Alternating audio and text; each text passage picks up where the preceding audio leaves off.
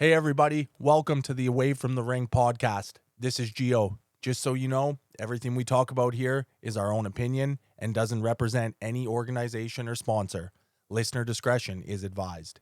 If you want to reach out, check the link in our bio or email us directly at afterpodcastofficial@gmail.com. Are you guys ready to rock and roll? Let's go.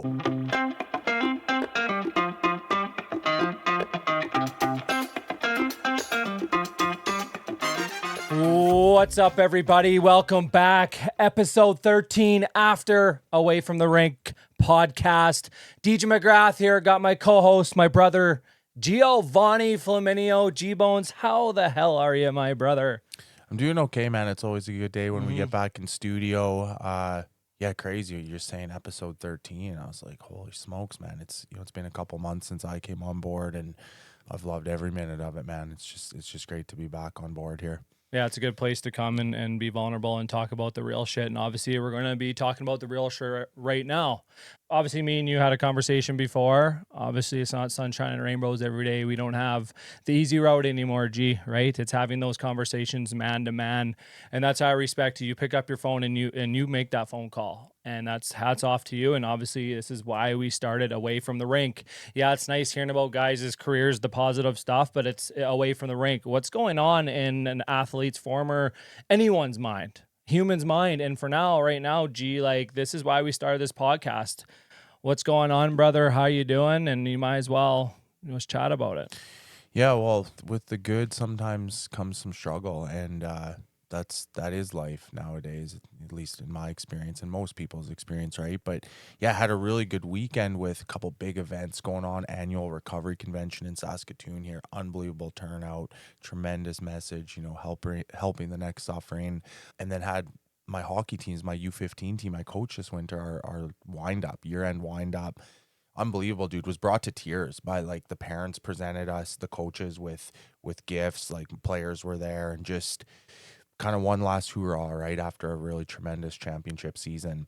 That being said, some struggles on the home front with my family, and that's there's ups and downs in those family dynamics. Relationships are really hard, kids are involved, and that's where some of the struggle has been of late, man. And so I'm just like, I'm in it, I'm processing it, I'm still trying to show up, but yeah, to be fully vulnerable, I'm in it today, and I'm feeling it, right? I'm feeling rough, I'm struggling. And so if for us doing this podcast, I got to be open about that. I can't just come on here, dude, and pretend that everything's awesome, bro. I can't just put on that mask anymore, and it. We're close enough. Even if I didn't say anything, you would know. I would have seen it as soon as I walk in the room, right? Yeah. So I appreciate you asking, man. I think it's important, even on a personal level, for us to be able to disclose that shit when it's going on. And you know what? Just from this 2-minute spiel about it and being open about it, I feel a little bit better. So thanks for letting me do it, man. Yeah, dude, and much respect for you. And it's how powerful it is to be a full-grown man and being able to pick up the phone and call somebody. And yeah, you're right, man. If you didn't tell me and we started this podcast, I knew something was up with you, G, and I knew I'd probably ask you on this podcast because this is what it's all about. And you're not alone. Yep. You could pick up your phone and make that phone call to your support system. So we love you, man, and everything is going to be okay. I'm a big believer on that, but it's what you're doing in the meantime, right? So hats off to you. And this is why we started this podcast, man. I know I walk out here with a smile on my face. Yeah, every day is not going to be sunshine and rainbows, but I'm a big believer, and everything happens for a reason. Hearing stories and talking about the real shit. I know it's helping people, but it's obviously helping guys like us, right? Because we struggle. And it's, I always get asked how are you doing? It's like, I wish there would be a flick of a switch. I wish everything would just go away and I'm just happy all the time, but I've came to understand it's not like that, Yeah, our past is our past, but still, like, we still work on ourselves every day, but it just gets a little lighter and lighter every day by speaking up. For sure, man. Yeah, and you've helped show me that and have belief in that for sure. And yeah, the last thing I'll say about it is, like, I used to think that, like, you get to a plateau or a point where there is no struggle, and it's just not the case. Even guys like yourself, others who I respect tremendously, who I want to try to emulate and be like, they talk about there's still struggle. It's just, it gets easier. You learn how to deal with it easier. And that's, I think that's a place we can all get to or strive to get to, right? So yeah, again, man, thanks for the conversation. Of course, we love you, man. And like anyone out there, before we bring in our next guest, if anyone is struggling and you're too scared to speak up or like want to know the outcome or what's people going to think about you, let's just pick up your phone and just ask, because there's someone out there that will help you out, and someone that has that real lived experience. We're both big on that, having that real lived experience. And that's why we do what we do, because we're being vulnerable, bringing on guests that deserve to be on here and have a valuable story. And I'm super pumped up about this next guest of mine. I got to know Tanner Mortenson when I first got sober. Obviously connecting on the internet, Tanner being from Calgary, Alberta. We connected. We stayed in touch for almost 4 years now. And what Tanner's doing, it's incredible. He's a big image on social media. He's working with a hockey brand, Warrior Hockey, which he's going to definitely get into. But growing up in Calgary, Tanner Mortenson didn't follow the typical hockey path. He started later than most, got cut on key moments, and spent years bouncing between leagues just trying to prove he belonged. From living the structured life of Notre Dame to moving through multiple junior teams in the matter of months, Tanner faced a reality a lot of players don't talk about: self-doubt, instability, and using alcohol as a way to cope and fit in. But when the game didn't go the way he planned, everything shifted. From walking away from ice hockey to building a new path through roller hockey, content curation, and mental health advocacy, Tanner found a different version of success. This is a conversation about identity, pressure, addiction, and redefining what it means to make it. Welcome to the AFTR Podcast, my brother Tanner Mortenson. How I like to start it, man. How are you doing today, my man? Doing good, Deej. I'm really excited to be on this podcast. I've watched all of them since you started putting them out, and they've been really good to see other people's journeys and seeing relatability. But yeah, it's been a long time coming. It has been a long time coming, man, and what a journey we've been on. You kind of got, I know I think you got a year more than me in sobriety, but just how we started in social media and how we connected instantly. I know you came to Kinnersley when I first got sober, did that first event in Kinnersley at Christmas break, and you came out, and we became pretty good buddies, been staying in touch. And Morty, man, from me to you, like, hats off to you, man. What you're doing now, like that social media stuff and what you're doing on in Banff at the outdoor rink, and now getting to work for Warrior, and you're a big presence on that social media game. So hats off to you, man. Like, big respect. I want to get right into this. Did you ever think this was ever going to be your life now, getting to work for Warrior? Because you've been through shit back in the day, junior hockey, moving around, getting involved in substances and stuff, and look what you're doing now, man. Did you ever would have thought Tanner Mortenson would be Tanner Mortenson today? No, and I get asked this a lot, and like I'm sure both of you could relate. Like when you grow up in Canada as a kid, you think the only way to make it is you play in the NHL. Like that's the peak. And then after I got sober, you kind of reflect and think about things. And now I'm prouder to be in the position I'm in now than I thought I would be when I was a kid. I also didn't even realize like the opportunities within the field of hockey. Like you just think it's one path. And I've kind of allowed for myself to create position for myself in this game. Not how I thought it would be when I was a kid, but I'm so grateful and so thankful for being in the position I'm in now. And if it wasn't for having a little bit of a reality check and getting honest with myself, there's no way in hell I'd be in the position I'm in right now. So super grateful. A lot of thank yous that could be had, but yeah, just super grateful for the opportunity. Yeah, and I loved how you said it's a big opportunity. And what I respect about you, Morty, is, you see NHL players doing that. You think you have to have that title or be that person to have such a big fan base, right? And no, you, junior hockey player, what I love about you, you're real, you're honest, and now you're like, kids can relate with Tanner Mortenson. You know what I mean? You're doing such cool content creation out there. And this is, before we get moving on, I got a video I think this might be one of the videos that blew up on you. Am I right? One of them. One of This them. like it's kind of a long story. I'm sure we'll get into it, but Yeah. like this was kind of early on in the winter season this year, and started to kind of be a driving force. There was a couple after that video that was pretty successful, but yeah, it gives you kind of a glimpse of what I'm about in the winter, and yeah. Cool. Cool, man. Well, let's play this video.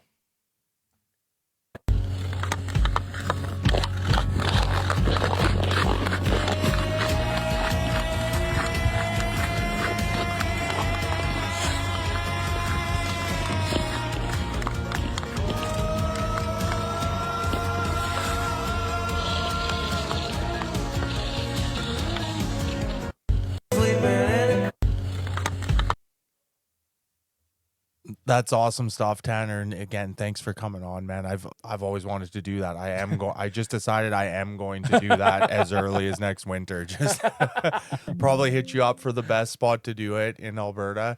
But yeah, thanks for coming on. And one of the things you said that really stood out, man, that I was ignorant to early on when my career was coming to an end was like there's these other opportunities that hockey can give us. My pro career ended at 30 years old, and I thought that was it. And I resented hockey for a long time. DJ's doing the mental health classic now, right? Just because our playing careers are over doesn't mean there's another opportunities. And you went pretty extreme with it, with like a whole other avenue with the roller side. But I want to go back a little bit, Tanner. Like, what was the upbringing like in Alberta? And then I know you ventured into Sask with going to Notre Dame and stuff. I did a couple hockey schools there back in the day, man. I want to talk about that a little bit. Like, you know, was there pressures there when you went to Notre Dame and kind of moved away from home, different province? What did that look like? Because correct me if I'm wrong, pretty intense environment down there in Wilcox. Yeah, it was something I was a little bit more familiar with than most. My dad actually went to Notre Dame, so as a young kid, I knew about the program and the history and how successful of a hockey program they had. And during his days there, it was like the years of Brindamore and Curtis Joseph, and some big boys came out of that program. So that was kind of instilled in me when I was a kid, like Notre Dame's legit. But like you mentioned, you're 14 years old moving away from home. It's obviously a little bit of a culture shock coming from Calgary. You're moving to Wilcox, Saskatchewan. I think it's a population of 400 when the students are in school, and then when they go home for the summer, it's 100 people. So a little bit of a change for me coming from Calgary. But yeah, my first year I was very lucky. I had three returning roommates, so they made the transition really easy for me. I was taken under their wing, and they made me feel a part of their group, and I didn't feel left out like a lot of people might feel at that time, first time away from home. So that was key for me. And then obviously, like, just having the knowledge my dad had of going there, like he kind of gave me the steps and kind of the ins and outs of how the program works. Obviously, it's changed a little bit since he was there, but laying that foundation for me was super helpful. And yeah, like going there, I was never a guy who played top tier hockey, like AAA hockey in Calgary. So my first year at Notre Dame, I had a big goal of playing midget double A, and I actually cracked that goal, which was surprising because I always kind of felt like I'd had my sights set on things, and I'd always be like a last cut or not quite good enough or a step behind everybody. So that was huge for me. And then being away from home, like you don't really have time to dwell on that or think about it. You're so wrapped up in everything that's going on with being in Wilcox and going to school and playing hockey, and you're on the road, and there's just so much going on. You don't really have a lot of time to yourself. So my high school years were awesome, and grade 12 was my first year. I actually played midget triple A, and I was named captain of the Argos team. So that was huge for me. Being away from home at that point, still it was a lot easier just having gone through those couple years before my grade 12 year. And then getting into junior, it was obviously a little bit different, and I'm sure we're going to dive into it a little bit more. But yeah, I love that place. It'll always hold a special place in my heart, and if I could do it all over again, I would for sure. Yeah, and that's pretty cool. I mean, you're following your dad's footsteps. He was there, and then you move away home at pretty young age, Tan, to get out to Notre Dame. And I always want to ask, how is that dorm life? I know you're with three other guys. What'd you guys do in Notre Dame? I know the junior A guys kind of get a looser leash. They're probably not staying in the dorms. And I remember top 40, man, it was a rough week for me. I personally didn't like it. I mean, I'm the fish Fridays. I remember having fish Fridays and stuff. But I remember back in the day, it's nothing but respect. Like, it's a big school, man. That's a well-respected school, not only for the academics, but for the sports in general. How was it overall, Tan, in Notre Dame? Because you were there for a couple of years. Did you overall enjoy it? And maybe, I don't know, I know there's not a junior A program there now, but maybe someone's kind of thinking about going to Notre Dame for another sport. If something you could say about Notre Dame that you really enjoyed about it. Yeah, I think just having the opportunity to meet people you wouldn't normally meet. I mean, I have one of my best friends lives in Newfoundland, another one lives in PA, another one lives in Victoria. I've met kids from Norway and Russia and China. So you meet a lot of people you wouldn't meet at a regular public high school in Calgary or any city alone. So that's cool in itself. And then I think just the structure, like reflecting on going there, I think the structure of the way of life it is going to Notre Dame, it really helped me from my early adult life, being able to manage your time properly. And, you're not being babysat there. Like, you got to be accountable and hold yourself to a high standard. And not everybody's getting their hand held to get assignments done and like little things that you need to get done. You have to be accountable to do that. And I think that allowed for things to be a lot easier for me early on in my adult life. I don't live at home anymore, and it's a lot easier than it would be for most because I did move away when I was so young. So no, like I said before, like if I could go back to Notre Dame tomorrow and redo it all over again, absolutely I would. Maybe a little bit differently at times. I'd change a couple things I did, one being playing another sport. I was so hockey driven when I was there. And grade 12, I tried to play baseball for a little bit and I couldn't do it. I had the hockey itch. So I would have probably maybe got out of my comfort zone a little bit more and tried something different. But yeah, I loved it. Yeah, thanks for sharing, man. And I'm glad you brought that last part up as well, because this has come up on the podcast before. Like, DJ and I maybe didn't have that opportunity at 15. I made U18 AAA at 15, and it's all bets are off. You're not playing school sports at that point. You're not allowed, right? So I encourage kids today, play as many sports as long as you can. Of course, at one point, yes, you may have to decide, but yeah, I'm with you, man. I wish I would have had that opportunity also. So I want to venture into the junior career now. I want to say you started the career at Notre Dame, SJ, and then moved around a little bit. Let's talk about the hockey culture. Did the drinking and sort of the stereotypical hockey culture, was that already something you were experiencing, early on in the junior ranks? And did that progress over time? What did that look like for you? When did it start to become a big struggle or something you noticed that was maybe holding you back, Tanner? Yeah, and I mean, Deej is a little bit more familiar with my journey, but I never drank until my pre-graduation party for grade 12. So that was my Wow. first experience drinking. I was so hockey driven growing up, and like being at Notre Dame, I had my last name I had, and my dad went there. So I felt like I was a little bit more under a microscope than most just because the staff knew my family a little bit more than others. And I remember that first time drinking for my pre-grad party.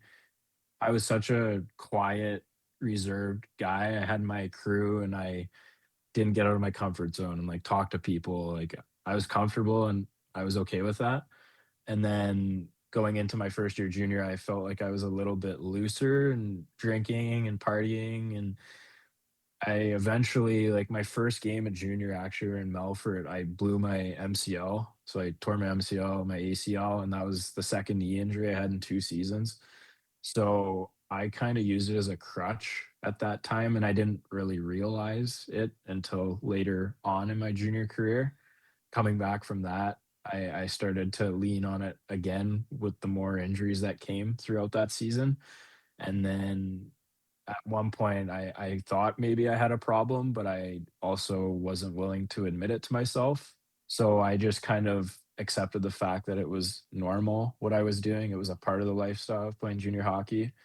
And then the summer after my rookie year, I actually got traded to Merritt. So I asked for a trade, I'd been there for 4 years at Notre Dame. I thought it'd be good for me to experience something new, living with a billet, living in a new town, kind of get out of that comfort zone that I keep bringing up. And with that being said, like playing my rookie year, I didn't play very much because I was hurt 95% of the season. So I felt a lot of pressure going into Merritt for my second year junior. They finished first in their division the year before. So I didn't feel like I deserved to be going there because they had such success the season before.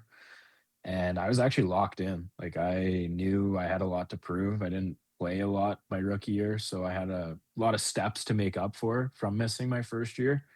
And after leaving Merritt, that's kind of when the spiral started to happen. Moving around as much as I did, I really started to lean on booze because, and you guys know, you go into a new locker room, it's a little intimidating and you don't know guys, and it's kind of that icebreaker going to parties and drinking with the boys. And I thought that was normal, but then I started to do it by myself and like kind of being sneaky and quiet and hiding it. And you reflect on it now, like obviously that isn't healthy. That's not a good coping mechanism. That's not a way to get through things. So yeah, after leaving Merritt's kind of when the spiral started to happen.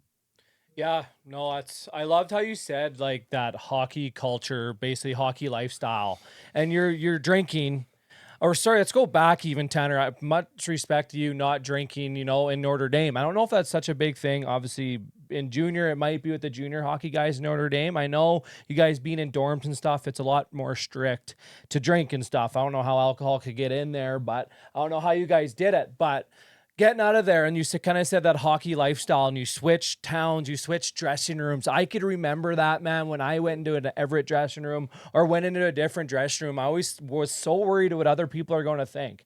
And like, not even really. And then obviously think about how you're going to perform on the ice. What are they thinking about me? And especially you with coming off all those injuries, Tanner, that's adversity on its own. Like, it's not like you had a great previous year and now you're going to Merritt, who won their division that previous year, and now it's that unknown, right? You kept saying he's comfortable.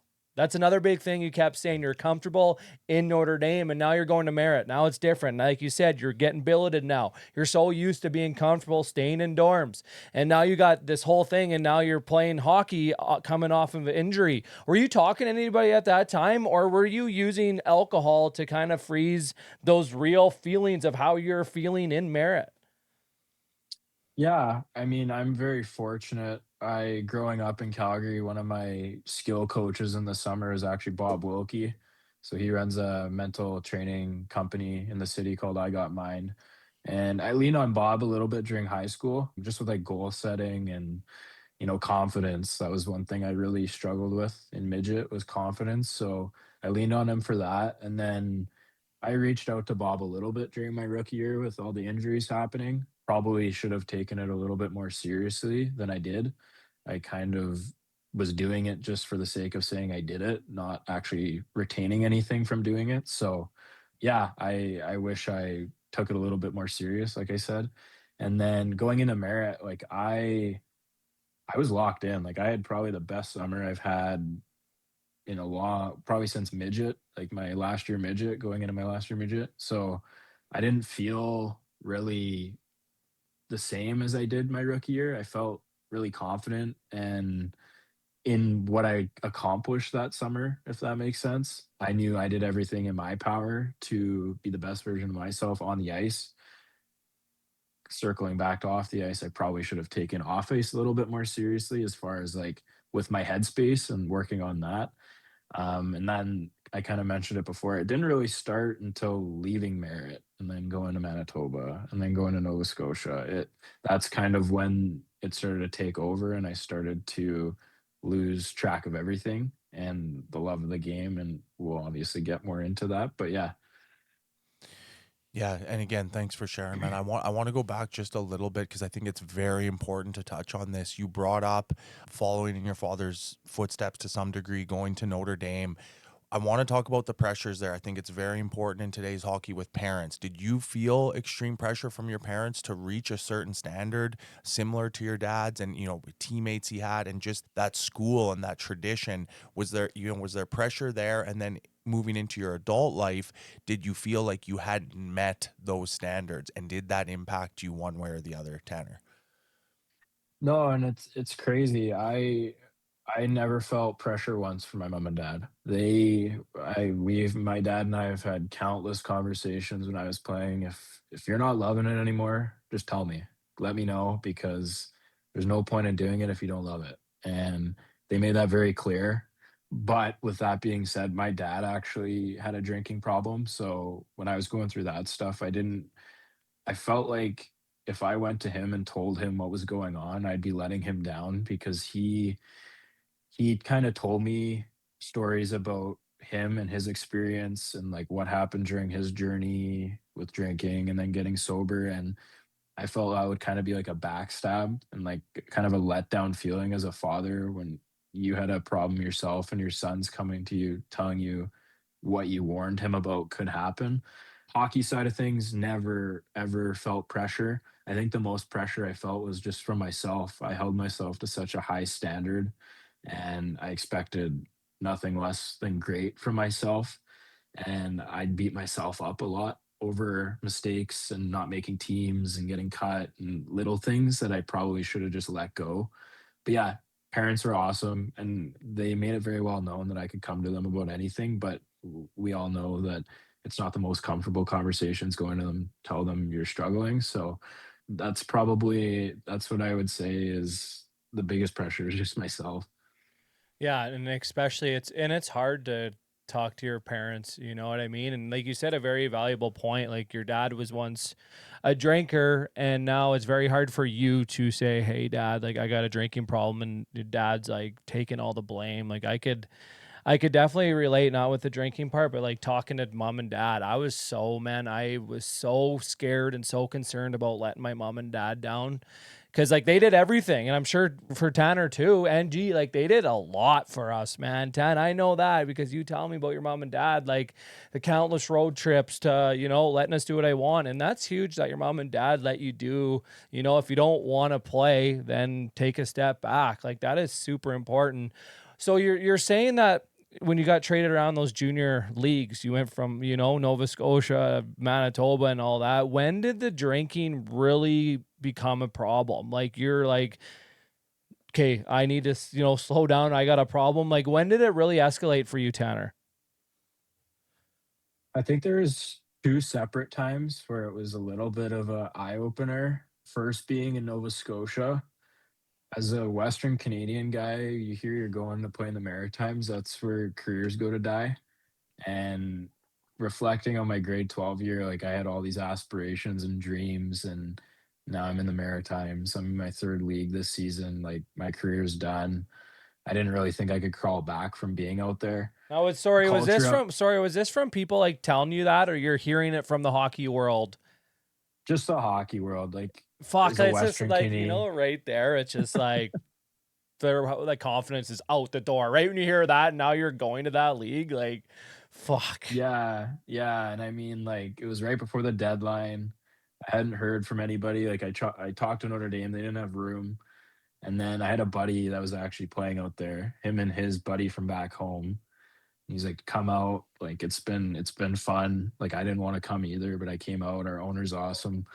Went out, and I think the only reason I enjoyed it as much as I did was one because of my billets, and then two, just having a friend there made the transition a lot easier. But then in the back of my mind, hearing like this is the graveyard, like this is where careers go to die, that kind of ate me alive. We weren't a great team either. We were bottom of the league. So my care level about hockey was kind of out the window. I wasn't dialed. I didn't work out anymore. And like I took a lot of pride in being the hardest worker on every team I was on. My grade 12 year, like I'd be working out at the gym at midnight. We'd get back from a road trip. I'd get the coach to open the gym up. I'd be in the gym. And I didn't have that in me anymore. So I would say then, and then my 20-year-old year, we're kind of missing a piece of this, and we'll get into it. But I wasn't going to play my 20-year-old year of junior A. I was going to play junior B at home because I was so sick and twisted that I wanted to stay home and party and be comfortable and rip up a junior B league instead of trying to reach those goals I had when I was younger. And I got a phone call from Estevan at the end of the summer. Hadn't worked out all summer, drank my face off for 4 or 5 months because this was during COVID. And he asked if they got me, would I come out? And I wanted to play for this guy my whole junior career. So I gave it a shot. We got shut down because of COVID after 4 or 5 games.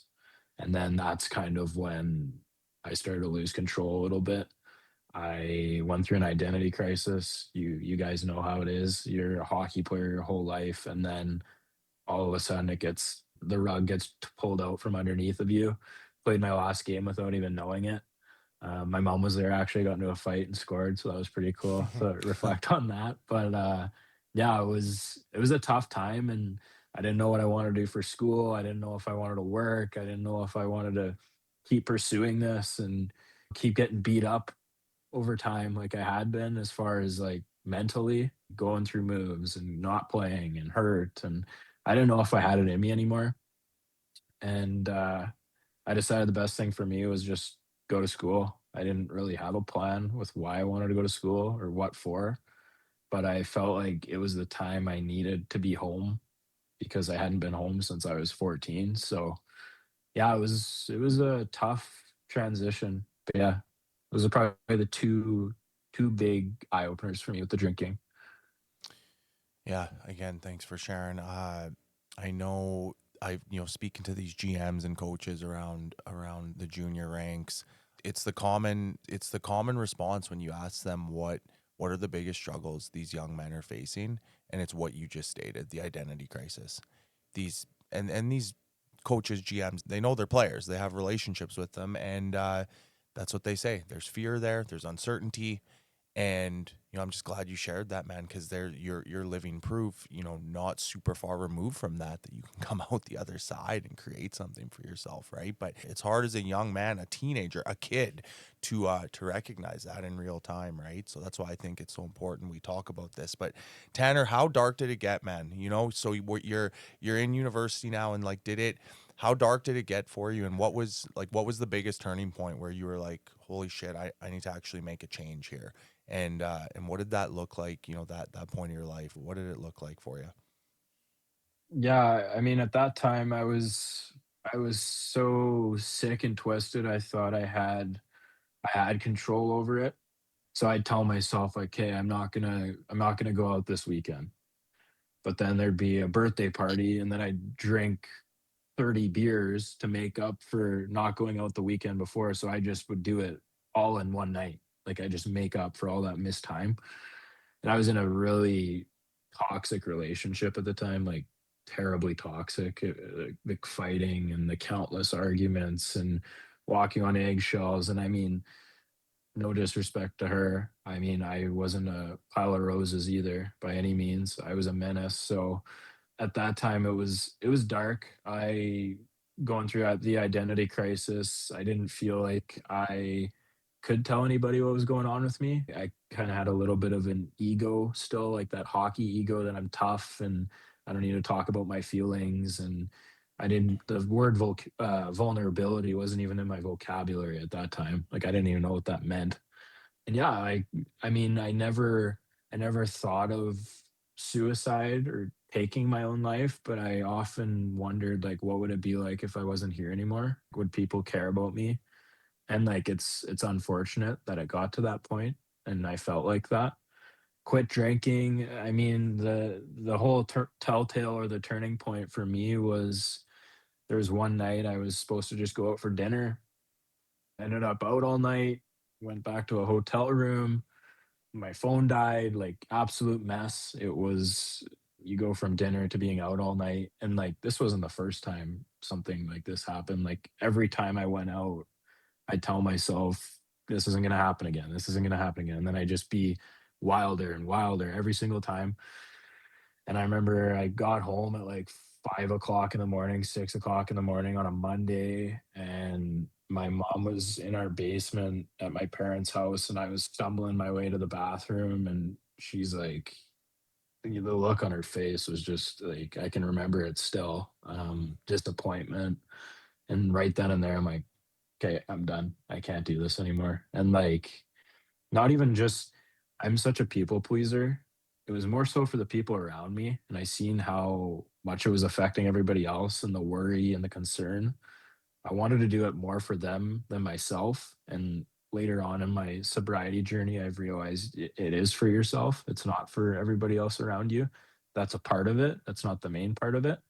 And yeah, since that, things have just, I mean, it was a slow and steady climb, but things have gotten better. I'm not in that relationship anymore. I'm in a new relationship and we're actually getting married this upcoming week. So Congrats, that's man. Yeah, huge. awesome. Created this job opportunity for myself. And I kind of mentioned it earlier. If it weren't for getting honest with myself and realizing that this isn't healthy or I can't do this anymore, I wouldn't be in the position I'm in. Yeah, and when you said there's no, I don't even know what the term vulnerability was. Like, and he's old enough where he played in that era, man, where there was never talking and you're the alpha, you're the hockey player. If you say one thing, that ego, Tanner said, is ego. That's such, like, former guests come on and talk about that. Hell, I could relate with that big time. It was never a thing. And then when you said like everything's going to be all right, like you get drunk and then next day and then you miss that weekend and then the following weekend you got to make up for that weekend that you mix. Like it's relatable, man. It's that mind. It's just it's just like we that want that addiction, that want that drug. It gets you. You know Yeah. what I mean? Gee, you could probably relate with this, hey? For sure, man. And it's like, oh man, that was a powerful Yeah. response you just had, buddy. Like, really to help me, just like, you know what I mean? We're not Mhm. alone in it. And just that you touched on the one thing that I know I felt, and even, in the last few years have felt, where sure, maybe I'm not plotting to take my own life, but I'm definitely questioning if people would be better off if I'm not around, man. And like people close to me, right? Kids, partner, parents, because of what you just said, Deej, my mind telling me that I'm not good enough. And it's crazy. And prior to getting clean and sober, I just numbed that with substances. That's how I escaped. So yeah, thank you for sharing that, Tanner. Before we take a break, man, I just want to touch on, like, so you get sober. And I know when we spoke a little bit yesterday, you talked about resenting hockey. So when it all kind of came to an end, and I relate to that too, man. I resented hockey for 10 years. I was out of the game. What did that look like for you? Did you kind of make a decision, you know what, I'm done. Like, I want nothing to do with this sport? Or did something happen along the way to help you want to get back into it? And then how did it take off in this different direction for you, man? What happened? Yeah, I mean, getting shut down from COVID, my 20-year-old year, it definitely put the dagger in it for me. Fast forwarding a little bit, going into my first year university, I needed a job. Like it's expensive out here as a university student. So an opportunity popped up to get involved with coaching. Still didn't really like hockey at the time. It was something I was familiar with and like I know hockey and I don't need to learn. Like I know how it works. So I thought it was something I'm familiar with. So why not give it a shot? And I actually worked for that company for 4 years. Like it ended up being awesome for me. I think that's kind of what got me back into like wanting to play and like you're shooting pucks all the time and like getting puck touches and we would do skill camps and stuff with kids and like I was doing stuff I'd never do when I actually played. Like I got so much better being a coach and just like seeing the game and like touching the puck and shooting pucks and I kind of got that love back for it from coaching. And then I ended up playing senior. This would have been my third year university in Southern Alberta. I played senior. It was literally like Shoresy. Like you watch Shoresy, that is senior in Southern Alberta. And that aspect of it didn't rub me the right way. I wanted to play. I don't need to get punched in the face in Lethbridge on a Saturday night and go to work on Monday. Like I don't like that. Um, but yeah, I got to play with some buddies I never got to play with during junior or midget or anything like that. So that was fun getting to play with those guys. And then yeah, I kind of took a leap and wanted to try something new. And we have a really good roller hockey league here in Alberta. We got teams in Edmonton, Sherwood Park, Calgary, Red Deer. And I thought, you know what? I've seen some videos of this online. Why don't I give it a shot? And immediately fell in love with it. It's the complete opposite style of game I played than when I played ice hockey. Like complete skill, puck movement, strategy, possession. And when I played ice, it was dump the puck in, run somebody, punch, be Yeah. punched. Like Yeah. total, total mind shift, if you will. Like if you asked me when I was 19 or 18, would you ever play roller hockey? I'd be like, one, I wouldn't even know what that was. And then two, if I had the knowledge I have about it now, I'd be like, yeah, there's no way. That's like a hot dog sport, like flashy, cocky kind of thing. So yeah, it's been awesome for me playing roller hockey, and I'm very grateful for it. I've gotten some pretty cool opportunities because of it. So it holds a special place in my heart. Yeah, no, that's incredible stuff, man. We're definitely going to get into it. We are going to take a quick little break away from the rink podcast with Tanner Mortenson. We're back at the studio by Showtime. Honestly, this place makes everything easy for us. If you're serious about starting a podcast, stop waiting. Book a session at the studio by Showtime. That's where we record, and they'll take care of everything for you. You could reach out to them at thestudiobyshowtime.com. Welcome back, episode 13, Tanner Mortenson. Tanner, I wanted to go back because you said you quit drinking, obviously, when you're with mother situation there. I wanted to ask you, when you got sober, how hard was it for you, man? Did you have to leave some people behind? Did you have to find ways to stay sober? Because you and I both know, man, fresh out of hockey, in university, that's definitely where drinking is. That's a university, you're partying, you're hanging around with buddies. Did you have to leave some people behind? And what were some ways that kept you sober, kept you going? Because I know there's a lot of people out there that are scared to get sober and don't know how to do it. Maybe tell some viewers out here that what helped you stay sober. Yeah, I think the biggest thing was that initial shock factor of like scaring myself. That really put a mental image in my head of like, you don't want to do this anymore. It's not worth it.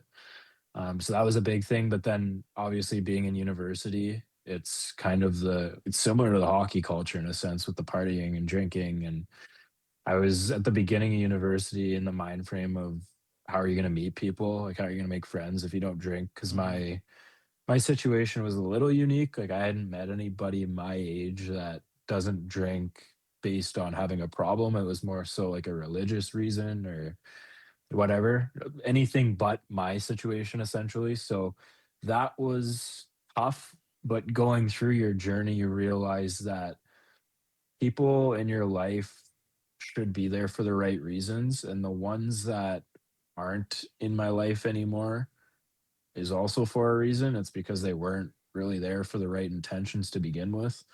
So I mean at the time it sucked because I thought they were my friends and really they weren't. And I've lost contact with a lot of people. I have a small circle now.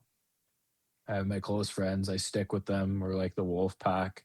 I can rely on them. Deej, like you and I have stayed in touch. I keep it small. I like it small. I'm very quiet and homebody. I mean, obviously, I post stuff online, but I want people in my life that are there for the right reasons and not for the wrong and appreciate me for me and not things I have or things I can do. Like, I like them appreciating me for me. So I think the hardest part when I first quit was just being at the time I was in my life, being in university and young and in that environment and kind of navigating the sobriety journey.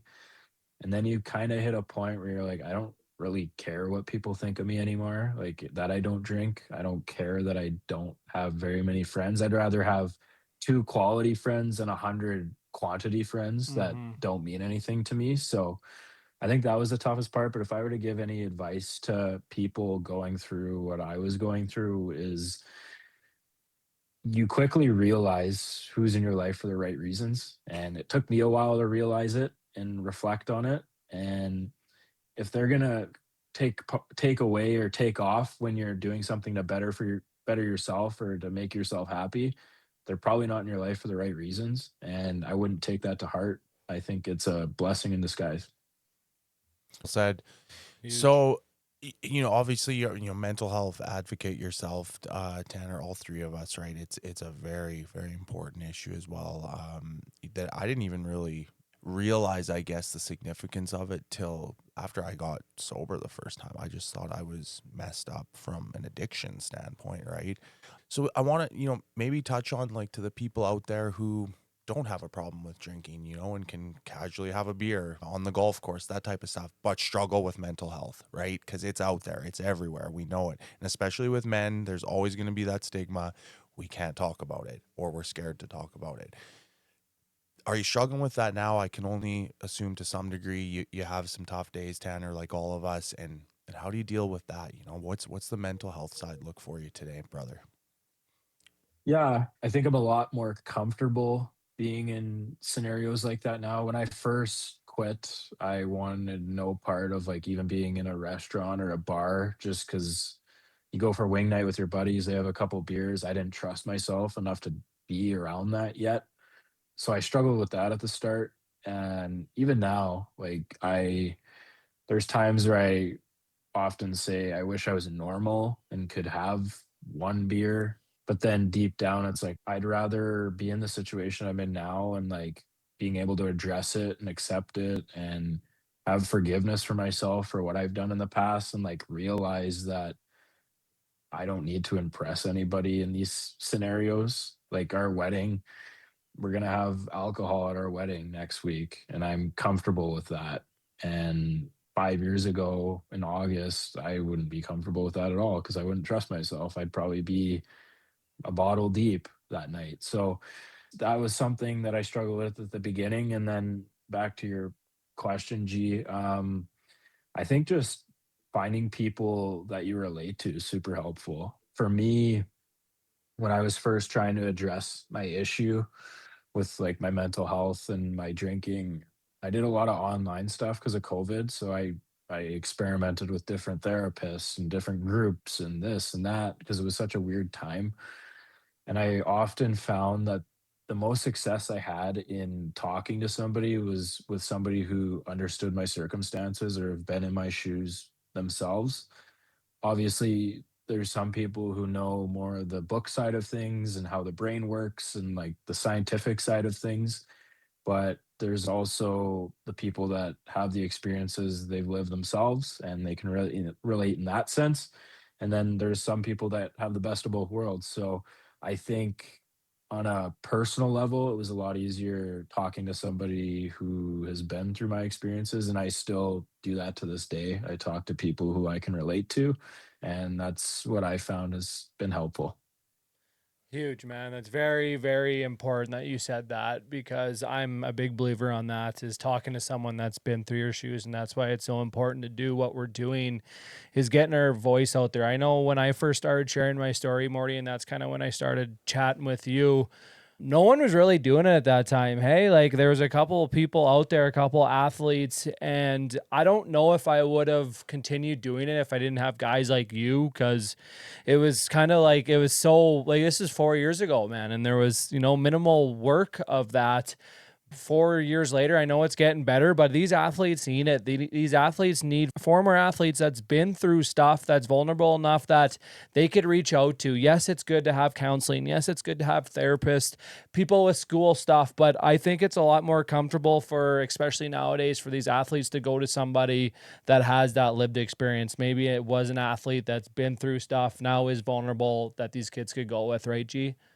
100%. Yeah, I think I see that too with, and it's tricky, right? Because a lot of people are maybe old school in the sense of you need these academic credentials to be qualified because it is a touchier area and there's traumatic discussions going on, and not just in the professional fields, but just generally speaking. And it's like, well, wait a minute, I've been to treatment and that was my experience. I didn't care about the degrees on the wall. I wanted help from someone who had fucking walked the same shit I'd been through. You know what I mean? And that was my experience with it. So yeah, I think I agree with you, man. It's all about the lived experience. Yeah, and it's huge, and that's why we are doing what you're doing. And Tan, man, you kind of did something real cool. This is kind of, I don't know. I don't know how many years it was. Might have been a couple of years ago. You could obviously explain. You rollerbladed across Alberta. Now, there's a funny story. I remember when you were first doing it, and this is the first time that I started my mental health classic, man. It was kind of cool. Tanner had a big event going on. I just started my mental health classic.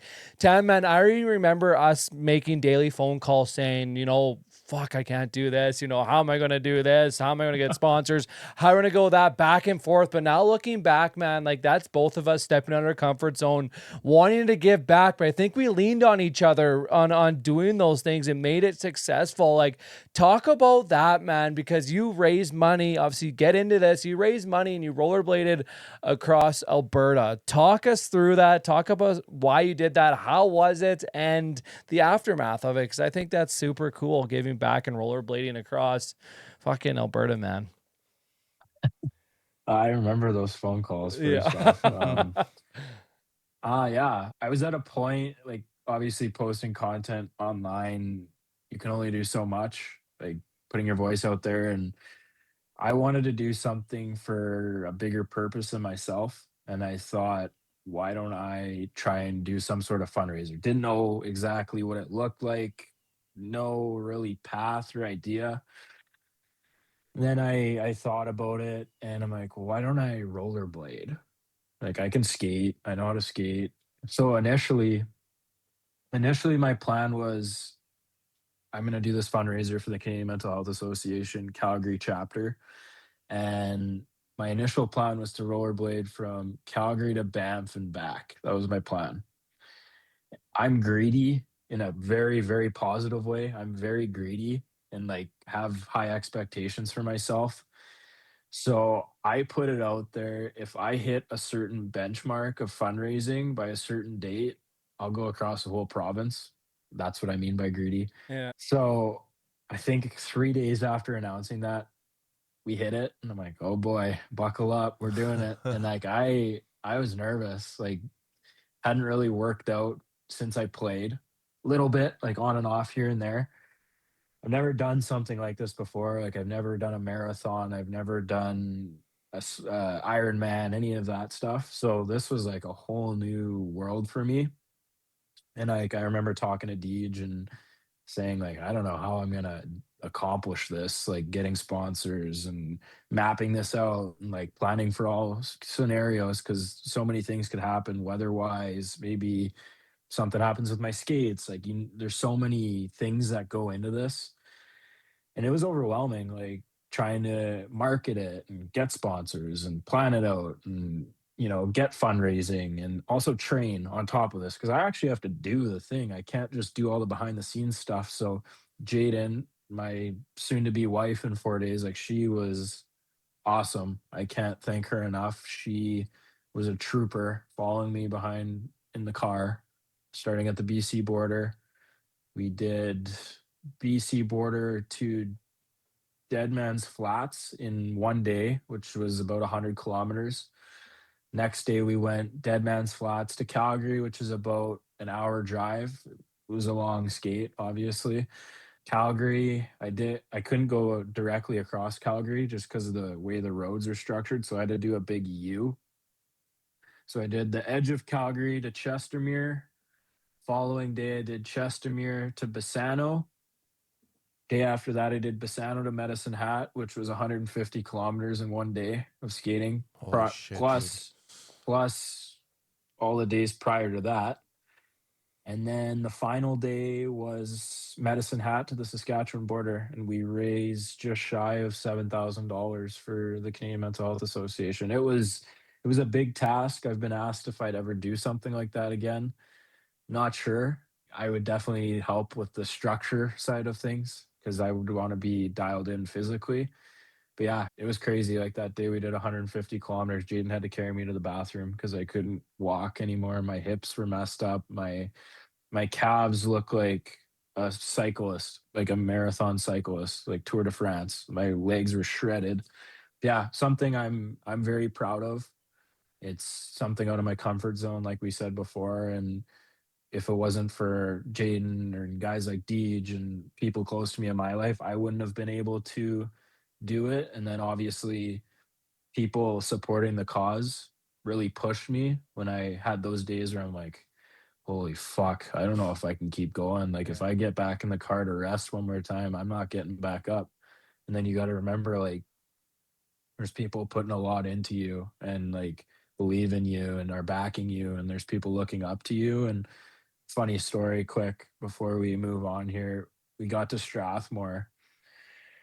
My dad had to get gas in his truck, and we're in this parking lot, and this couple, or this man and woman, they kept staring at me.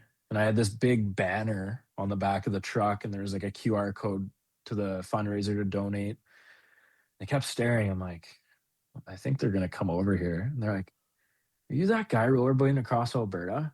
I'm like, "Yeah." And they're like, "We seen you in Canmore like 2 days ago." I'm like, "What? Really?" And they're like, "Yeah, we literally seen you, and like we've been seeing your stuff online." And they're like, "Is there any way we could help you?" I'm like, "Oh yeah, you could donate to the fundraiser. Like that mean a lot." And they're like, "No, like you, like, do you need anything?" So they ended up buying my dad's tank of gas for the day, like Wow. things like that. Yeah. It was super cool seeing the impact you're having, because online it's so different than just in person. Like Mhm. the online world's crazy, and having it come into the real world from online was definitely eye opening. Like, holy, people are actually recognizing this and like seeing this, and it's not just this made up thing in my head. Yeah, mad respect, brother. Cool I shit, don't eh? think many people, globally can say they've rollerbladed across Alberta. So yeah, major respect to you, man. This is my last question for you, Tanner, and kind of ties into what you just discussed. Like, and obviously we've got the hockey backgrounds. And do you think, how do I phrase this? Like, do you think you had to lose that love for the game, going through what you went through, to get it back the way you have in another form, man? If that makes sense, would you be able to touch on that briefly, brother? Yeah, I think at the time it sucked. Like growing up, you love something so much, and then your feelings toward it is kind of tainted in a way. But I think having not gone through that, I've mentioned it before, I wouldn't be in the position I'm in. I wouldn't, have a deal with Warrior, be working with them, had experiences playing roller hockey. I mean, partnerships from doing stuff online. Like, yeah, if that didn't happen, I wouldn't have had my eyes open to being in this game in a different way. And there's opportunities in this game in a different way. And now I'm in a position where I'm able to grow this game that has given me so much, but also knocked me down a couple levels at times. And I just want to shine a little bit of light on, like, there's so much more to this game than just what the eye sees. And there's so many things that go in behind the scenes that the average person doesn't know.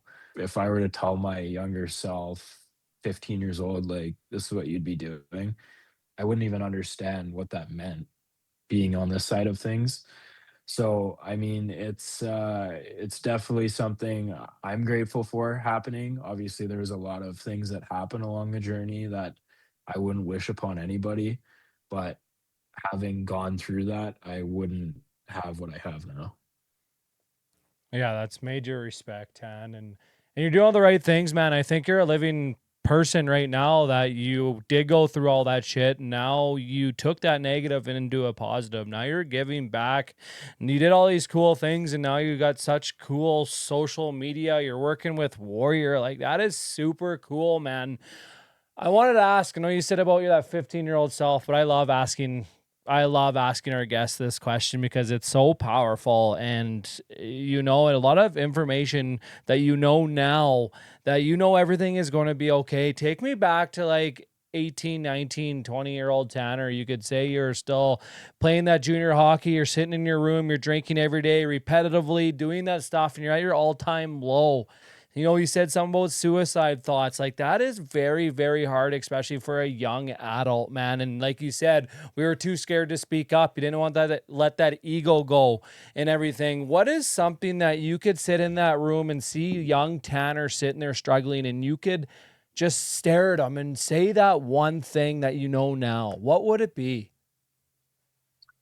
If I could say something, it would be it gets better. I wish I could have a glass ball and just, wrap my arm around that guy and be like, look what's going to happen. Like, this is going to change. If you make the change, your life's going to change.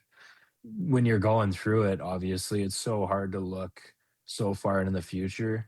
You're kind of thinking on a day to day, hour to hour basis. But yeah, the biggest thing I would say is it gets better. You got to put in the work. It's not easy, just like anything. It's not a handout. It's not going to be given to you. You have to put in the work, and the results are going to speak for themselves. Yeah, and I think you could, and I know because we got to be pretty close, Tanner, and it's not like it was all sunshine and rainbows, and now you're at a junior, now you're sober, now you're working for Warrior, giving back, a good social media presence. Like, you might as well talk about it. Like, you went through a couple jobs. You're trying to find what Tanner wants to be like away from hockey. I know you went back in the hockey game. I know you're trying to want to be a skills coach. I know you worked in construction, or you did those jobs, but now you found a sense of fucking purpose. I know you calling me all the time, man. I'm sure you're open for me to say it, but you're always like, Deej, man, I hate this job. Like, I don't know what to do. What am I going to do? I'm picked up this job. Hopefully this gets better. I know there's some time that you're trying to figure out what you wanted to do, and I knew you were going to find it, but now you did, Tan, and I'm proud of you, man. That is super cool. To kind of want to talk about that, and now you can look back and say, fuck, like, you did go through adversities even when you got sober. Yeah, I think that's a big misconception Mm-hmm. too, like, especially with the social media stuff, is it looks all glamorous from the Mm-hmm. outside, but, like, there's a lot of stuff going into, like, the video itself and behind the scenes. And yeah, I'm an adult. Like, I have bills, I have rent, I have insurance, I have a phone bill. Like, I'm a big boy, and I have to take care of me and my partner and, like, what we're wanting to build together. And I circle back to the pressure. I felt myself giving myself pressure because I have these responsibilities, and you're working 10, 12 hours a day doing a job that's like, where am I going to get with this? Like, how far up the ladder can I climb? Like, what's my pinnacle? And I tried different things. Like, I wanted to see if I could find what was out there for me. So, like, I took a job working for one of the shops my dad contracts for welding, and, like, I enjoyed it, but, like, stuff happened, and then I worked for another company doing something different, like, learning on the fly. And the foreman and the guys that I working with were the biggest fucking beauties ever, like, the biggest beauties ever, and they love me because I worked my ass off, and I'd be the first one there, and I'd be one of the last ones to leave. And things happened there. Like, it was great, but then we dried up work. We had no work. So I can't make money sitting at home. So then I really dove into the social media in my downtime. I'm like, let's just hammer this because I have the time, and let's see what happens. And I had a big winter, and I met the Warrior rep here in Alberta a couple years ago, just from obviously seeing me do stuff with them. And we had a conversation long ago about me potentially working with him. And I remember I texted him, I'm like, hey, remember that conversation we had? Like, if you gave it any thought? And we went out for coffee. And, and my boss now, I've never had a boss like him. He gave me an opportunity he didn't have to. And he sees something in me, even at that time, I didn't see in myself. And I have the most respect for this guy because he took me on and he gave me an opportunity. And I don't think he would have done that had he thought I wouldn't be an asset for him. So yeah, I mean, a lot of trials and tribulations, even, when it looks so glamorous, there's stuff going on behind the scenes. And, like, back to the social media stuff, like, the amount of work I put in this winter, like, there was weeks I had 9 hours of sleep because I'm driving to Canmore every day and coming home, and or checking to make sure the lakes are good, and, like, talking and, like, making a plan and editing. And it's not easy. Like, Mm-hmm. it's hard. And dealing with timetables and deliverables. And every month I have to hit a certain amount of things posted, and scheduling different things. And it's not easy, and it holds me accountable, definitely. And I think going through what I have in the past has really set me up to prepare myself to know how to deal with, the pressures and stresses of deadlines and, being an adult. Yeah. And then thank you for sharing that. And first and foremost, man, thank you so much for being open and honest. Like you've did it, man. You've been through the adversities, and I think hard work in Tanner's life is a big part of why you're continually to stay sober and why you're finding success. And most importantly, man, you're doing something that you love. You found your passion. You're working for Warrior. You're doing content creation, and it's all back to hockey, right? Like, isn't that wild? You resented the game for so long, something that once was your life. You resented it, and now you worked on yourself, and now you're back in the game doing it different. And I think that's huge, man. Working on yourself, right, G? Yeah, 100%. Great conversation today. Holy shit, man. Like, just on a personal level, these conversations, the guys I don't necessarily know as well, the guests I don't know as well, I feel it's like a literal, like friendship is developed through the course of the hour. So we're on here. So yeah, thank you, Tanner, for, like Deej said, the vulnerabilities, the honesty. Appreciate it, man. And the word legacy comes to mind here. Like, again, back to the trek across Alberta and, just the overcome. And this is legacy type shit, man, that you can tell your kids and grandkids about, and that's what makes me grateful that we were able to have you on today and have you be able to share that. So thanks a lot, man, for coming on. No, thanks, guys. I really appreciate it. And obviously, Deej and I have been close for a long time now. And if there's anything I can do to help push this out there and, get you guys more on the map than you already are, I'm more than willing to. And I'm really thankful that guys like you are doing stuff like this and really creating conversation and opening people's eyes to reality of things and being vulnerable and talking about the hard things that not most people talk about. Yeah, and that's huge, Tan. And yeah, like I said, buddy, you're obviously a brother of mine, known you for quite some time, and super proud of the work you're doing. You've grown so much as a human, man, and keep doing what you're doing. And I'm super excited for anyone listening out there. My Mental Health Classic Hockey Tournament, August 8th and 9th this year at the Merlis Belcher. Tanner Mortenson is going to make an appearance. About time, so he's going to come down, make sure kids to go up and say hi to Tanner Mortenson. Going to be trying to be telling them to bring some Warrior stuff. Maybe we'll be doing some Warrior giveaways, but who knows? Tan, man, thanks a lot. If any of you guys out there that are listening right now, Tan's a prime example. Anything could go on. You once loved something, life happens, you get out of it, and look what he's doing now. Prime example of using your past, using that fuel to find something, find his passion. Now he's giving back, having a great life. Tanner, we're proud of you. Congratulations on the wedding. Have some time. Get off that phone for a couple days. I don't want to see any Tanner Mortenson next week. You enjoy that with your life. We're super proud of you, man. And fucking continue to rock and roll, my friend. Thanks, guys. Appreciate it. You bet you, man. That is love. episode 13 Away from the Rink podcast. And you guys, it's okay to not be okay. We always talk about that backpack, that invisible backpack that everybody is carrying. Empty that. Pick up that phone and call. You are not weak to speak, right, Tanner? You are not weak to speak. So pick up that phone, make that phone call. And you guys out there, we'll see you guys next Sunday. And that is episode 13 after Away from the Rink podcast.